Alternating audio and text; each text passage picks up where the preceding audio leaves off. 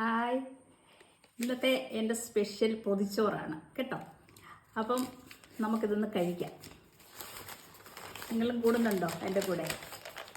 ഞാനിതൊന്ന് അഴിച്ച് നോക്കട്ടെ സംഭവം എന്തൊക്കെയാണെന്നുള്ളത്. നല്ല മണം.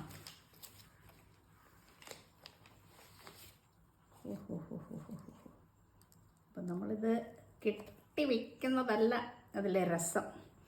മുട്ട പൊരിച്ചത്, മുളക് വറുത്തത്, പാവയ്ക്ക മെഴുക്കുവരട്ടി, നമ്മുടെ ഇന്നത്തെ സ്പെഷ്യൽ ഇലത്തോരൻ,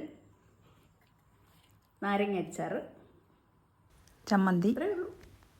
അപ്പം അപാര മണം.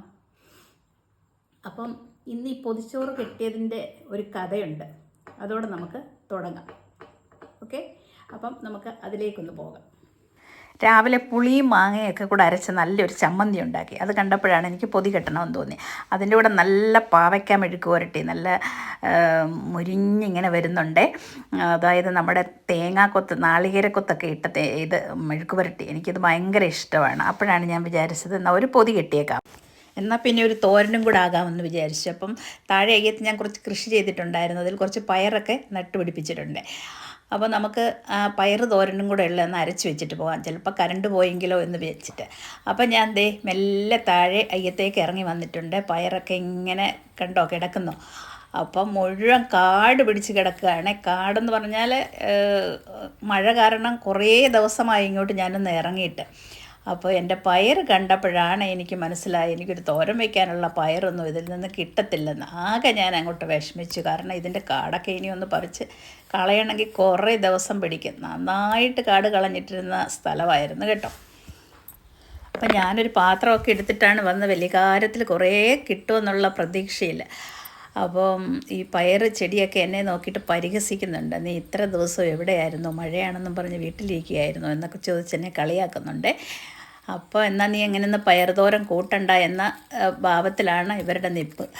അപ്പം ശരിക്കും പറഞ്ഞതേണ്ട ഇതൊക്കെ മഴയായിട്ടും കൂടെ ചാഴി തിന്നാണോ എന്താണെന്ന് എനിക്കറിയില്ല. പയറൊക്കെ നേരെ പോയി. 1-2 വെണ്ടയ്ക്കൊക്കെ അവിടെ ഇങ്ങനെ മുളച്ച് വരുന്നുണ്ട്. അപ്പം കാട് കണ്ടോ, എൻ്റെ കപ്പയ്ക്കകത്തെ കാട്. പണ്ട് ഞാനൊരു വീഡിയോ ഇട്ടിരുന്ന കപ്പയുടെ കാടൊക്കെ കളഞ്ഞ് എന്തോ ഒരു ഭംഗിയായിട്ട്. അപ്പോൾ പച്ചമുളകൊക്കെ അവിടെ ഇവിടെയൊക്കെ 1-2 കിട്ടുന്നുണ്ട് എനിക്ക്. അപ്പം അതൊക്കെ കൂടെ പറിച്ചിട്ട് പോകാം. പയർ എന്തായാലും ഇന്ന് കിട്ടുമെന്ന് തോന്നുന്നില്ല. പയർ എന്തായാലും എന്നെ ചതിച്ചു. അപ്പോൾ ഇനിയും പയർ തോരൻ്റെ പകരം നമുക്ക് വേറെ എന്തെങ്കിലും തോരൻ വെച്ചല്ലേ പറ്റൂ. എന്തായാലും ഞാനിന്നൊരു പൊതി കെട്ടാമെന്നൊക്കെ വിചാരിച്ചു തന്നെയാണ്. അപ്പോൾ വീണ്ടും ഞാൻ വഴുതനയുടെ ചുവട്ടിൽ കൂടെയൊക്കെ ഇങ്ങനെ പോകുന്നുണ്ട്. എല്ലാവരും എന്നെ നോക്കി പുച്ഛത്തിലാണ് നോക്കുന്നത്. കാരണം വിളവെടുക്കാൻ വന്നാണല്ലോ, ഇപ്പോഴാണോ ഇറങ്ങി വരുന്നത് എന്നുള്ള ലക്ഷണത്തിലാണ് എല്ലാവരും എന്നോട് ചോദിക്കുന്നത്. അപ്പം അങ്ങനെ നിന്നപ്പം നമ്മുടെ പയറിന് വീണ്ടും ഒരു സഹതാപം എന്നോട് തോന്നുന്നത് പോലെ, നീ എന്തായാലും ഇറങ്ങി വന്നതല്ലേ, എന്നാൽ പിന്നെ ആയിക്കോട്ടെ, ഞങ്ങളുടെ പയറിൻ്റെ ഇല വേണമെന്നുണ്ടെങ്കിൽ നീ കുറച്ച് നുള്ളിക്കൊണ്ട് പോക്കോ, അത് വേണമെങ്കിൽ ഇന്ന് തോരൻ വെച്ചോ എന്നുള്ള ഭാവത്തിൽ അവരെന്നോട് പറഞ്ഞു. അപ്പം ഞാനും വിചാരിച്ചു എന്നാൽ പിന്നെ ഇനിയും പയറോ കിട്ടിയില്ല. അപ്പം പയറിൻ്റെ കുറച്ച് തളിരില നോക്കിയിട്ട് പറിച്ചും കൊണ്ട് പോയി ഒന്ന് തോരൻ വെച്ചെടുക്കാമെന്ന് വിചാരിച്ചു. അങ്ങനെ ഞാൻ കുറച്ച് പയറിലയൊക്കെ നുള്ളിക്കൊണ്ട് ഇരിക്കുന്നു. അങ്ങനെ വരുമ്പോഴുണ്ട് വാഴയുടെ ചോട്ടി വന്നപ്പോൾ എന്നാൽ പിന്നെ ഒരു ഇലയും കൂടെ മുറിച്ചേക്കാമെന്ന് വിചാരിച്ചു. അപ്പം നല്ല ഇല നോക്കി ഒരെണ്ണം അങ്ങ് കട്ട് ചെയ്തെടുത്തു. അപ്പം പയറിലയും ഒക്കെ ആയിട്ട് ഞാൻ വീട്ടിലേക്ക് വന്നു. എല്ലാം ഒന്ന് കഴുകി വൃത്തിയാക്കി അരിയുകയാണിനി. ഈ ഇല അരിയാൻ വലിയ പാടൊന്നുമില്ല, നമ്മൾ ചീരയൊക്കെ അരിയുന്നത് അതേപോലെ തന്നെയുള്ളൂ.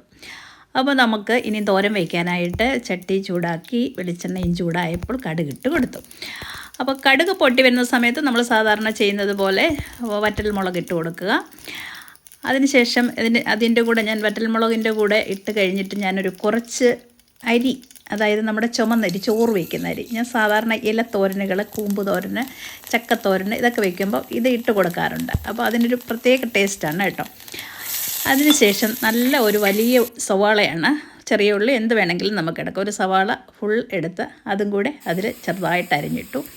കൂട്ടത്തിൽ മുളക് പൊടി, നമ്മുടെ മഞ്ഞൾപ്പൊടി ഇത്രയും ഇട്ട് കൊടുത്തു. അപ്പം നമ്മുടെ പയർ അത്ര മോശമൊന്നുമല്ല കേട്ടോ, ചെറിയൊരു കപ്പ് നമുക്ക് കിട്ടി അരിഞ്ഞെടുത്തപ്പോഴത്തേക്കും. അപ്പോൾ ആ അരിഞ്ഞു വെച്ചിരുന്ന പയറിനെ നമ്മൾ ആദ്യം ഇട്ടു, ഇത്തിരി ഉപ്പും ഇട്ടിട്ട് ഇനിയും നമ്മൾ അരിഞ്ഞു വെച്ചിരിക്കുന്ന ഇല, പയറിൻ്റെ ഇലയും കൂടെ അതിൻ്റെ മുകളിലേക്ക് ഇട്ട് കൊടുത്തു. എന്നിട്ട് നമുക്ക് നന്നായിട്ടൊന്ന് അടച്ച് വെക്കാം. തുള്ളി വെള്ളം പോലും ഒഴിക്കരുത് കേട്ടോ. അപ്പോൾ അങ്ങനെ അടച്ച് വെച്ച് ഒരു ആവി വന്ന സമയത്ത് നമ്മൾ കരിവേപ്പില നേരത്തെ ഇട്ട് കൊടുക്കേണ്ടിയായിരുന്നു, മറന്നുപോയി ഞാൻ. അപ്പോൾ ഇതൊന്ന് ഇളക്കിയെടുക്കുക. ഒരാവി വന്ന സമയത്ത് നന്നായിട്ടൊന്ന് ഇളക്കി എല്ലാം കൂടെ ഒന്ന് യോജിപ്പിക്കുക. അപ്പോൾ നമ്മൾ അരച്ച് വെച്ചിരിക്കുന്ന അരപ്പും കൂടെ അതിലേക്ക് അങ്ങ് ചേർത്തു. അപ്പോൾ അരപ്പിന് ഞാൻ നേരത്തെ ഒന്ന് തയ്യാറാക്കി വെച്ചിരുന്നു, പറഞ്ഞിരുന്നില്ല എന്തൊക്കെയാണെന്ന്. വെളുത്തുള്ളി, ജീരകം, മഞ്ഞൾപ്പൊടി, നാളികേരം, ഇത്രയൊക്കെ ചേർത്തിട്ടുള്ളായിരുന്നു. അപ്പം അതെല്ലാം കൂടി ഒന്ന് യോജിപ്പിച്ച്, നന്നായിട്ട് യോജിപ്പിച്ച്, അരപ്പിത്രി കൂടിയോ എന്നൊരു സംശയം.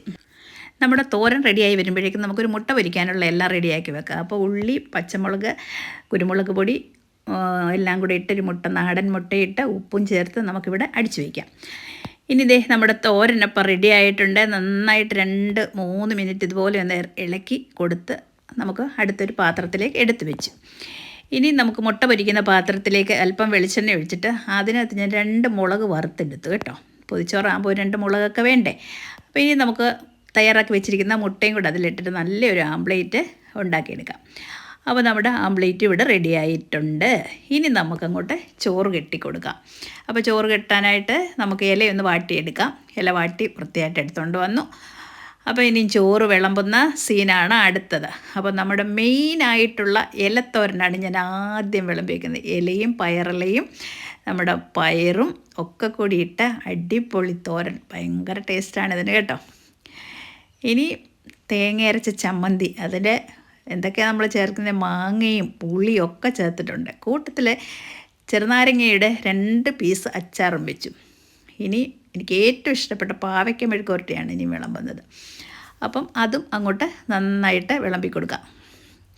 അപ്പം ഇനി നമ്മുടെ മുട്ട പൊരിച്ചതും കൂടെ അങ്ങോട്ട് വെച്ചു. ഇനി 2 മുളക് വറുത്തതും കൂടെ വെച്ചു. അപ്പോൾ ഇനി നമുക്ക് ഈ പൊതിയൊന്ന് കെട്ടി ഇവിടെ വയ്ക്കാം. ഒരു 1-2 മണിക്കൂറിന് ശേഷം മാത്രമേ ഇതെടുത്ത് കഴിക്കാവൂ കേട്ടോ. അപ്പോഴായിരിക്കും ഇതിന് നല്ലൊരു മണം വരുന്നത്. അപ്പം ഇതാണ് ഞാൻ പറഞ്ഞ ആ കഥ, അതായത് പൊതി കെട്ടാനുണ്ടായ കഥ ഇതാണ്. അപ്പോൾ ഇതിവിടെ ഇരിക്കട്ടെ, നമുക്ക് കുറച്ച് കഴിഞ്ഞതിന് ശേഷം ഇത് എടുത്ത് കഴിക്കാം. അപ്പോൾ 2 മണിക്കൂർ കഴിഞ്ഞു. നമുക്കിതൊന്ന് തുറന്ന് നോക്കാം എങ്ങനെയുണ്ടെന്ന് നമ്മുടെ ചോറ് പൊതി. അപ്പോൾ ഇന്നത്തെ നമ്മുടെ ചോറ് പൊതിയെ പറ്റിയുള്ള വിശേഷങ്ങൾ ഇതൊക്കെയാണ്. അപ്പം ഞാനിത് ഒന്ന് കഴിക്കട്ടെ. അപ്പം ഇനി അടുത്തൊരു വീഡിയോയിൽ നമുക്ക് കാണാം കേട്ടോ. Okay, by. വീഡിയോ എല്ലാവർക്കും ഇഷ്ടമായി എന്ന് വിചാരിക്കുന്നു. ഇഷ്ടമായിട്ടുണ്ടെങ്കിൽ കമൻറ്റിൽ കൂടെ പറയണം കേട്ടോ.